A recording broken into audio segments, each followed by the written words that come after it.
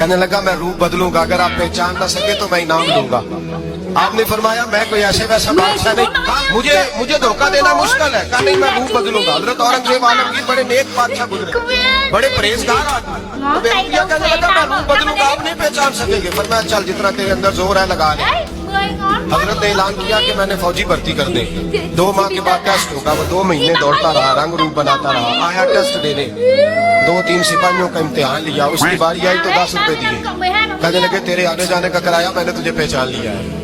कुछ दिनों के बाद जाने लगे सफर पर, तो भिखारी आ गए खैरात मांगने। उसने भी सारे मुंह पर स्याही मार ली, कपड़े फाड़ लिए, सर के बाल मुड़ा लिए, भवें तक कटा ली, बदरंग होके आया। 10 आगे किया तो हजरत ने 10 रुपए डाले। कहने लगे तेरे आने जाने का किराया मैंने पहचान लिया है।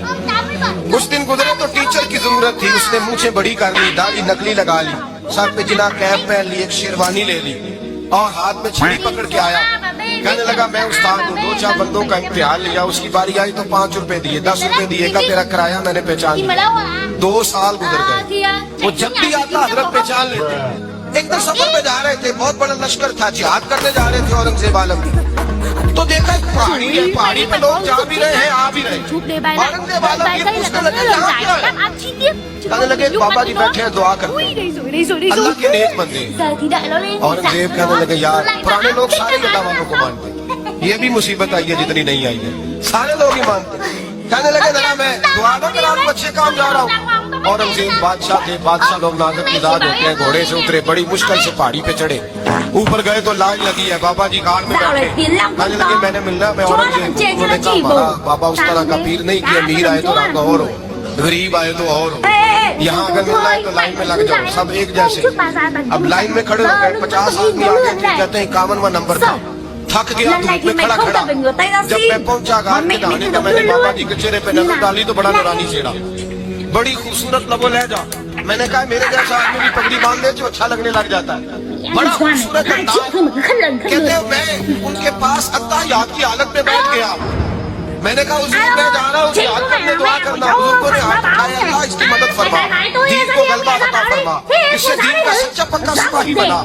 थपकी दी, 2-4 नसीहतें भी कर डाली, देखना जुल्म न करना, ज्यादती न करना, जब जीत फख्र न करना, गुरूर न करना, नसीहतें भी कर दी। कहते हैं जब मैं तो 2-4 जनाब बतौरे नजराना मुसल्ले के नीचे रखे और उल्टे कदम जब मैं गार से उतरा, उन्होंने रुमाल झाड़ा और उठ के खड़े हो गए। कहने लगे आज नहीं तूने पहचाना, आज नहीं तूने पहचाना, मेरा इनाम बनता है, आज नहीं पहचाना, ला पैसे।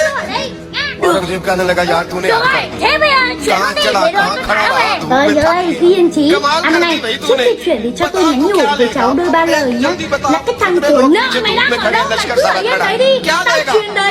उसने कहा सबसे कीमती हीरे को है जो तेरे सर के ताज में लगे, मुझे तेरा ताज चाहिए। तो भाइयों सुनना और याद रखना, मेरे आला हजरत कहते हैं बादशाह ने सर के ऊपर से ताज उतारा, बहरूपिये के कदमों में रखा और कहने लगे ये ले, और ये तो तेरा मांगने पर मैंने दिया है ना, मैं वापस आता हूँ तो आना, मैं अपनी मर्जी से भी तुझे दूंगा।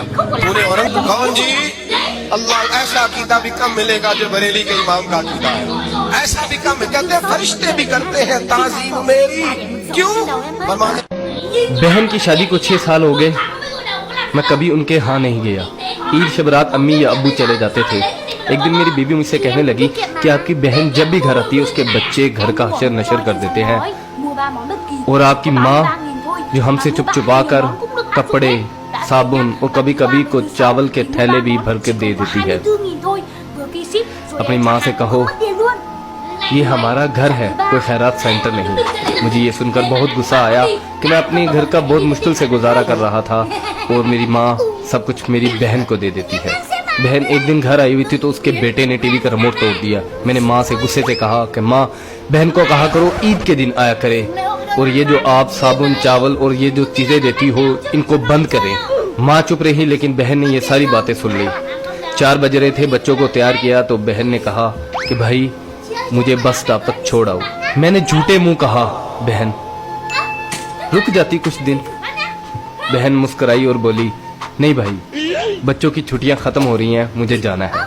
फिर जब हम दोनों भाइयों में जमीन का बंटवारा हो रहा था तो मैंने साफ इनकार कर दिया कि मैं अपनी जमीन से बहन को हिस्सा नहीं दूंगा।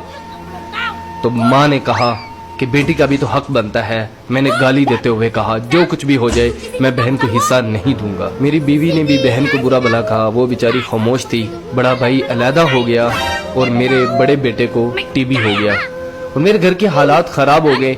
जितना सब कुछ था मैं उसके इलाज पे लगा चुका था। मेरे पास इलाज करवाने के पैसे नहीं थे। मैं बहुत परेशान था, लाखों रुपए लगा चुका था और भूख सर पे थी। परेशानी की हालत में कमरे में बैठा शायद अपने हालात पे रो रहा था। उसी वक्त मेरे घर में वही बहन आई। मैंने गुस्से से बोला, ये आ गई मनहूस। मैंने बीवी को कहा, कुछ तैयार करो बहन के लिए। बीवी मेरे पास आई और कहा, कोई जरूरत नहीं गोश्त और बिरयानी बनाने की। फिर 1 घंटे बाद वो मेरे पास आई।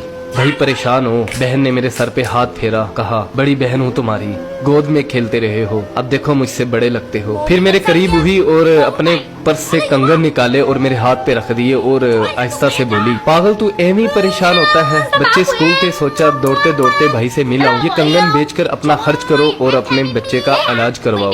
शक्ल तो देख जरा, तूने क्या हालत बना रखी है। मैं खामोश था, बहन की तरफ देखी जा रहा था। बहन ऐसा से बोली, किसी को मत बताना, तुमको मेरी कसम है। मेरे माथे पे बोसा दिया और 1000 रुपया मुझे दिया, जो 150 के नोट थे, शायद उसकी जमा पूंजी थी। मेरी जेब में डालकर बोली, बच्चों को गोश्त ला देना और परेशान मत हुआ कर। जल्दी से अपना हाथ मेरे सर पे रखा, देख कितने बाल सफेद हो गए। वो जल्दी से जाने लगी तो उसके पैरों की तरफ देखा तो टूटी हुई जूती पहनी हुई थी और पुराना सा दुपट्टा ओढ़ा हुआ था। जब भी आती थी वही दुपट्टा ओढ़कर आती थी। बहन की इस मोहब्बत में मर चुका था मैं। हम भाई कितने मतलब प्रस्त होते हैं, बहनों को पल भर में बिगाना कर देते और बहनें भाइयों का जरा सा दुख बर्दाश्त नहीं करती। मैं हाथ में कंगन पकड़े जोर जोर से रो रहा था, उसके साथ मेरी आंखें भी नम हो गई। अपने घर में खुदा जाने वो कितने दुख सह रही होगी। कुछ लम्हे के लिए अपनी बहनों के पास बैठकर हालचाल पूछ लिया करो, शायद उनके चेहरों पे कुछ लम्हों के लिए एक सुकून सा आ जाए। बहनें माँ का रूप होती हैं और भाई बाप का रूप होते हैं। स्टोरी अच्छी लगी हो तो इसको लाइक कर दीजिएगा, इसको शेयर भी कर दीजिएगा। रब करीम ने फरिश्तों से फरमाया कि वत्तखज़ल्लाहु इब्राहीम खलीला, इब्राहिम मेरा दोस्त है। तो फरिश्ते कहने लगे, या अल्लाह जिसे इतना कुछ दिया जाए उसने दोस्त तो बनना ही होता है, तो नवाजा ही बड़ा है, इतना माल, इतने खेत खलियान, इतना कुछ। अल्लाह करीम ने फरमाया, जाओ आजमाइश कर लो, इम्तिहान ले लो। फरिश्ता इम्तिहान लेने पहुंच गया। हजरत इब्राहिम के जानवर चल रहे हैं चरागाह में, हजरत इब्राहिम भी हैं, गुलाम भी हैं, बहुत बड़ा रेवड़ है।